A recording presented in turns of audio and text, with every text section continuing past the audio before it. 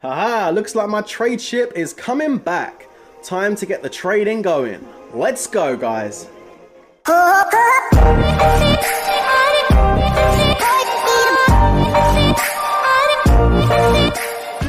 What's going on, guys? It's your boy Worthy Prince coming at ya with another Mobile Royale video.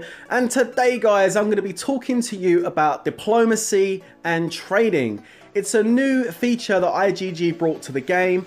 So if you've come from Lords Mobile, you definitely won't know about this. And if you're new to the game, it might be a new feature you've never seen before.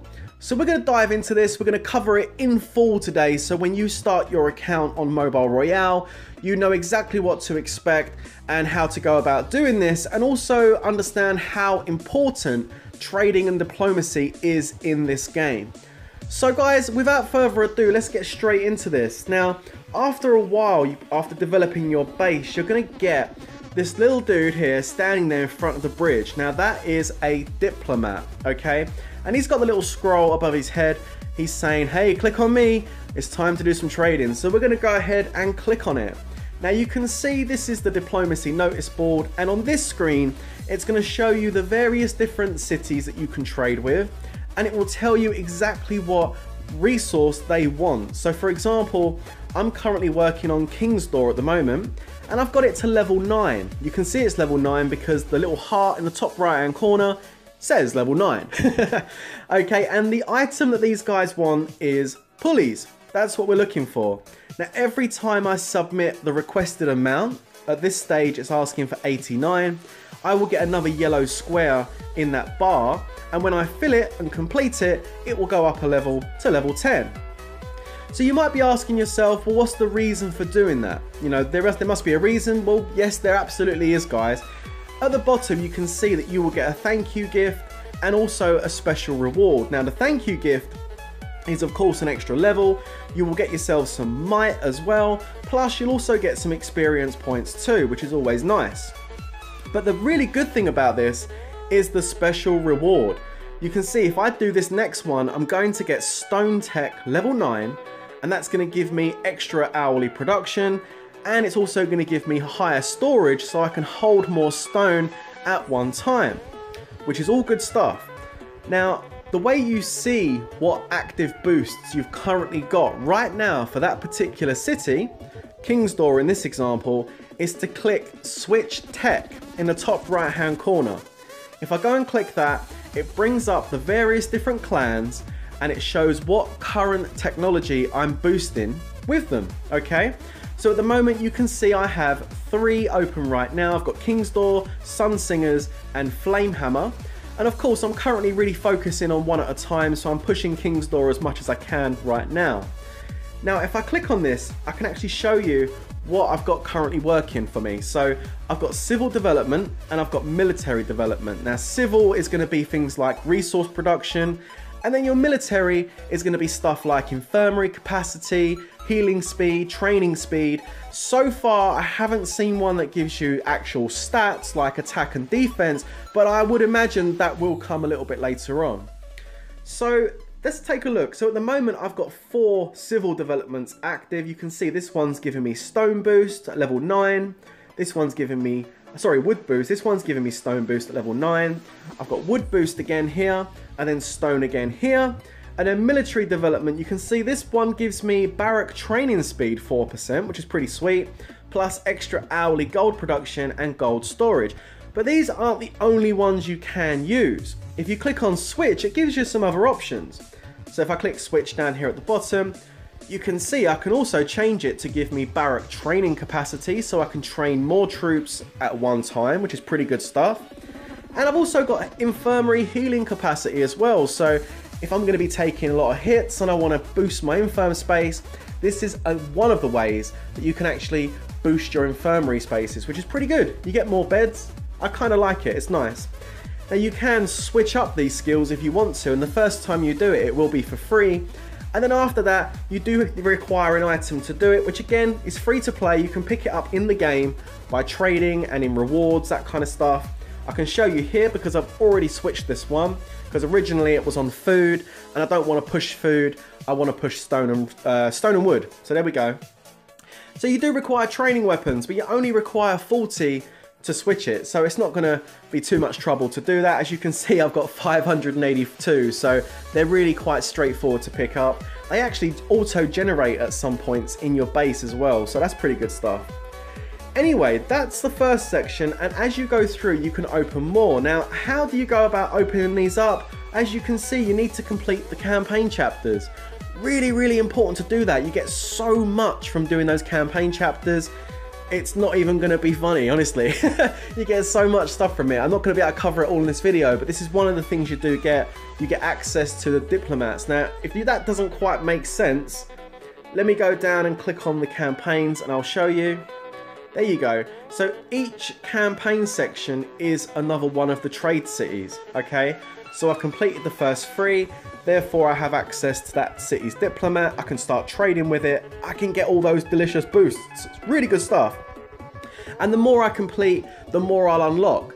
So really good stuff going on there. Also, if you click on the chest on the left-hand side, I've already claimed these today, but you actually get access to claim free clan gifts every single day, which is awesome.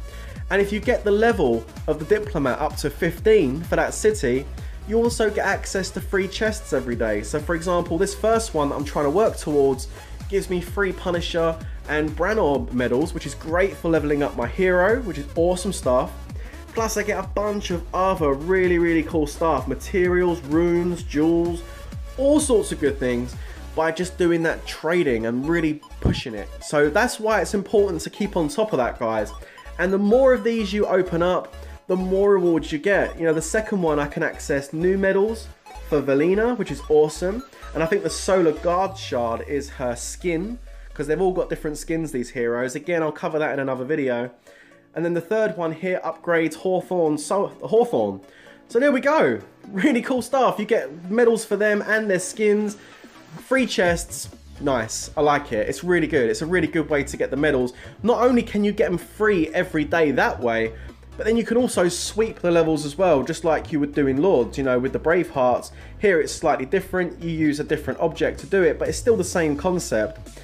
But, you know, it means you're going to be leveling up your heroes even faster, which is really cool. I really like that a lot. Okay, so now you know what the diplomacy is, the skills that you can boost from it, and how you go about unlocking different diplomats. How do you trade? Well, on the left-hand side, there is a building here. It's called the Airship Dock, and this is where you do all of your trading. Now, if you look at the world map, let's go back to the world map very quickly, guys, and jump to the actual map. Here we go. Okay, let's look at the... Okay, there we go. So these are the 8 trading cities. You can see they're all around the kingdom in a nice big circle. So when you first start off your journey into the world of Mobile Royale, it's probably a good idea that you kind of set your hive up in a central position to all of these cities. That way, you know, your guild's going to have less travel time to get to each one of them, because you'll be sending airships all over the place to these. So if your base is like right over here in the corner, you know, and you're traveling over to the other side, it's going to take a lot of time. So make sure you think about that when you set your hive up. It's something I didn't even know about when I first set my hive up. So obviously we were quite far away, but we've moved about a bit now and we have a slightly better location, but a lot of the good spots have been taken quite quickly. So make sure you get on top of that when you first start your guild. But that's how it looks anyway. That's how it looks. Oh, that's the kingdom map. You can see there's another couple of kingdoms open there as well, which is pretty crazy. But there we go. Already 3 kingdoms. Okay guys, let's jump back into my turf and let's just have a look at this trading and see how it works. So, if you want to go ahead and do some trading, let me just click this chest. Whoa, 10 crystals, thank you very much. Click on here. Now, I'm focusing on King's Door Diplomat, so I'm going to continue with that. And I need a bit more. I've got 52. So if I click on the little blue arrow next to where the pulley is, there we go. It's going to take me straight into my trade building and straight to the city that I need that's got it. It's a nice quick shortcut of doing it rather than having to go into your trade building and click on all the cities trying to find the pulleys. It's a nice quick way to do it. And here we go. So I can go ahead and look for pulleys. I've already got 4 activated. You can see it's going to cost me some resources. It does cost resources to request these pulleys, but I get quite a lot. I get 14 times 4, which is pretty good stuff. So let's go ahead and open up some resources so I can request it. So there we go, get some stone, very nice. And again, don't open more resources than you need, guys. Not a good idea. and that's going to take 11 minutes. But I can also request help from my guild. So there we go, help request sent. They can start smashing the help button and making that trade happen so much quicker. And then when it gets there, it will trade for a little bit of time, and then it will fly back to your base. And when it flies back, that's when you get your goods. And you'll know you can do it because this little white scroll will turn into an exclamation mark, which will say there is something you can do in there, and then you can do the trade-off and get that extra point towards your levels and get the extra bonuses and stuff. Really, really good stuff, guys. It's a really nice feature in the game. Nobody can attack the cities, nobody can attack your airships. It's just a nice free-to-play aspect of the game that just takes some time. Of course, there is a paid aspect to it in the sense that you can get these certain speed ups. I'll show you here, look, you can fast travel the airship as well, you know, but who does that really? You just kind of send it off and you wait for it. You know, patience is a virtue, as always, guys. But that is how it all works. That's how the trades work. That's how, you know, you get the extra boosts and stuff. Also, when you open up your fortress, okay, the floating fortress, I think I covered it in a previous stream. I will be doing a separate video about it as well. You will need materials to donate to that to actually build some of the buildings inside. And what I mean by that is these buildings here, like the training ground, the craft studio.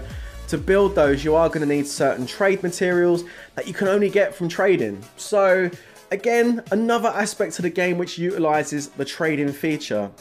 Overall, I think it's a really nice feature that IGG have added. I have to say, I like it a lot. And yeah, make sure you focus on it, guys, because again, if you can boost your military stats and your RSS stats by doing this, then it's absolutely something worthwhile doing. And that's going to be the end of this video, guys. I hope it helped you a lot and gave you a good understanding of what trading and diplomacy is and everything. If you've got any comments, make sure you put them down below. Smash that like button, and until the next time, guys, stay safe and peace out.